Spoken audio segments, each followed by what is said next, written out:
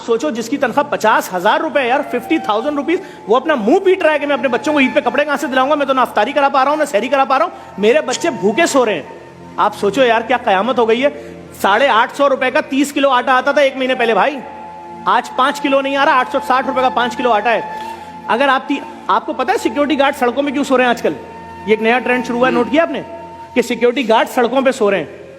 और क्यों? गौर नहीं किया? जब 12,000 रुपए तनख्वाह होगी, बस के अंदर आपका लग रहा है 80 रुपए एक स्टॉप का, 80 रुपए दूसरी बस का, 160 जाने का 160 आने का।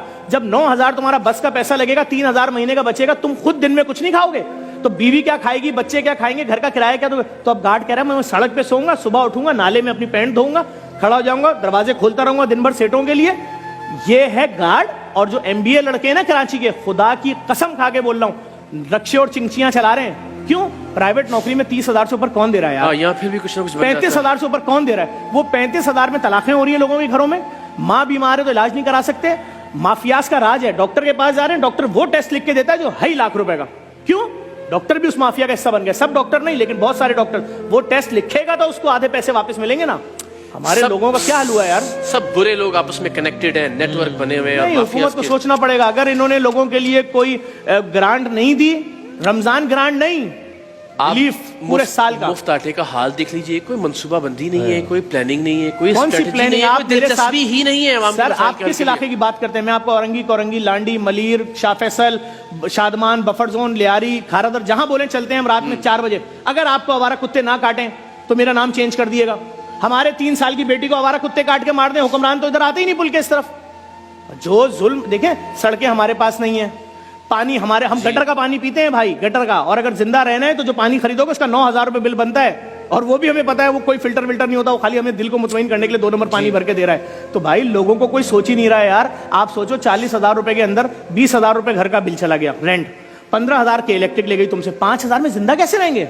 इस पे कोई बात नहीं कर रहा है। वो कह रहे हैं उनको गिरफ्तार कर लिया, उनको छोड़ दिया, वो कल वजीर आजम बन जाएंगे, वो मिनिस्टर बन जाएंगे। ये जितने कैमरामैन आपके खड़े इनसे कुरान पे हल्फ उठवाओ, 1 नौकरी कर रहे हो कि 2 नौकरी कर रहे हो? तुम्हारी बीवी अपनी सालगिरह पे गिफ्ट मांगती है, दे सकते हो? बोलेगा 5 साल से नहीं दिया। तो अपनी माँ को दवाई दे सकते हो? करेगा हाँ मेरी माँ की शुगर की दवाई 1,300 रुपए की आती थी 2 साल पहले, आज वो दवाई 7,000 की। मैंने कहा अम्मी मर जाओ, खुदा से जाके शिकायत करना कि मैंने वो बच्चा जिसको पेट में पाला था ना, 9 महीने पेट में रखा, चलना सिखाया, पढ़ना सिखाया, और जब वो माँ मर रही है यार, 40,000 की खबर, 15,000 की मैयत। बस अभी कल पोस्ट चल रही थी एक प्राइवेट अस्पताल की कि एक शख्स की माँ की मैयत नहीं दे रहे, कहने 7 लाख दोगे तो मैयत मिलेगी। वो बच्चा क्या खुदकुशी नहीं करेगा कि जिस माँ ने मुझे पैदा किया था आज उसकी लाश सड़ रही है डब्बे के अंदर, मेरे पास 7 लाख रुपए नहीं है? 7 लाख रुपए बेरोजगार आदमी के लिए 7 अरब रुपए से बड़ी रकम है जी। आप बैठो दस्तरखानों पे, जो लोग बोलते थे ना दस्तरखान बंद करो, मैं उनसे बोल रहा हूं खुदा के अजाब से डरो। तुम्हारा पेट भरा हुआ है, तुम्हारे बच्चे खाना खा के सो रहे हैं। अभी 2 महीने की बेटी रोए और बीवी बोले तेरी बेटी भूख से रो रही है, मैं नहीं सह सकूंगा, मैं लटक जाऊंगा।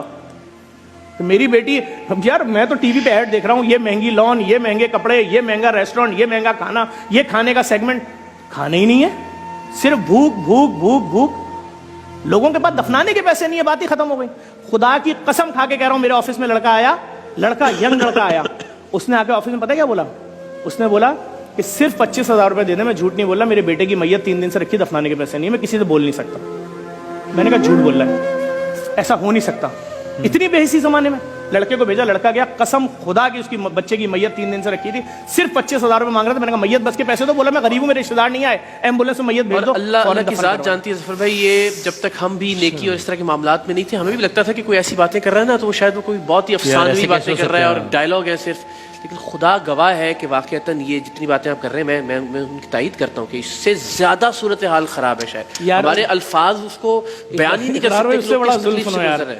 जो बड़े बड़े सेठ हैं जिनकी पूरी दुनिया में कारोबार है, उनके ऑफिस से फोन आता है कि यार जफर आ जाओ, हम तुम्हारे डायलिसिस वाले प्रोजेक्ट में डोनेशन देंगे, लैब में देंगे, मुर्दा खाने में। मैं जाता हूँ उनके ऑफिस, 2-2 घंटे बैठाते हैं, पूरे स्टाफ से मिलवाते हैं, सब कुछ करवाते हैं, अरबों रुपए जो कमा रहे, खरबों रुपए। उसके बाद लिफाफा देते हैं, हंसते हुए सबके सामने तस्वीर खिंचवाते हैं, सब कुछ करते हैं। जब हम आगे लिफाफा खोलते हैं, पता है क्या डोनेशन निकलता है? 5,000 रुपए। एक किट नहीं आ रही 5,000 रुपए की। वो जो हमारे एक डायलिसिस सेंटर का खर्चा 40 लाख था ना, डॉलर की वजह से 80 लाख में चला गया। और माफियाज इसमें भी इन्वॉल्व हो गए। जो एप्रन के इंजेक्शन 800 रुपए का था, जो डायलिसिस के मरीज को लगना है, 1800 का ब्लैक में मिल रहा है, 16 लाख का वो खर्चा बढ़ गया। अभी जो हमारे दर्जनों डायलिसिस सेंटर है, हम तो वो कैसे चलेगा कैसे? क्योंकि हर जगह माफिया है। अभी आप समझें, आप क्या समझ रहे हैं सिर्फ फकीर माफिया थी? ये ठेले वाले जो है ना, ठेले वाले, ये एक आदमी का ठेला होता है, वो 7,500 का ठेला खरीदता है, 2,200 रुपए का तराजू और उसके वेट लेता है, Okay. और उसके बाद सब्जी उठाता है 10 लाख रुपए की, वो सारे ठेलों पे अपने रख देता है, और उसके बाद सबको बोलता है 1500 दिहाड़ी पे ठेले ले जाओ, तो लोग आते हैं 1500 दिहाड़ी। अब आप उस ठेले वाले के पाँव में गिर जाओ, मेरे बच्चे आज फ्रूट खाना चाह रहे हैं, मेरे बेटे का पहला रोजा है, खुदा के वास्ते फल सस्ता दे दे, मैं 600 का नहीं लूंगा, रेट लिस्ट पे लिखा है 150, 160 का दे दे, वो नहीं देगा। क्यों? उसको दिहाड़ी मिलनी है 1500 रुपए। भाई पीछे माफियाज हैं। सरकार अगर इनको बंद करे, पुलिस इनकी FIR काटे ठेले वालों की, नहीं बिकेगा रेट, मार्केट रेट पे। कौन करेगा? लेकिन सवाल ये है, बात ही खत्म हो दिलचस्पी गई। ही नहीं है, प्रायोरिटी ही नहीं है, अवाम तरजीह ही नहीं है। फकीरों के खिलाफ में निकला, 6 बाइकों पे मेरे घर तक आए।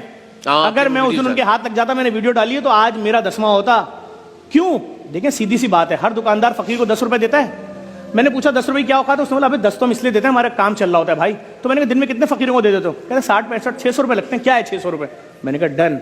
अब सुनिए, कराची में 6.5 लाख दुकानें हैं, 10 रुपए के हिसाब से अगर आप 60 फकीरों को दिन में दे रहे हैं, तो दिन का आपने 600 दिया, महीने का 18,000 दिया, 1 लाख दुकानदारों को पता है कितने बने पैसे?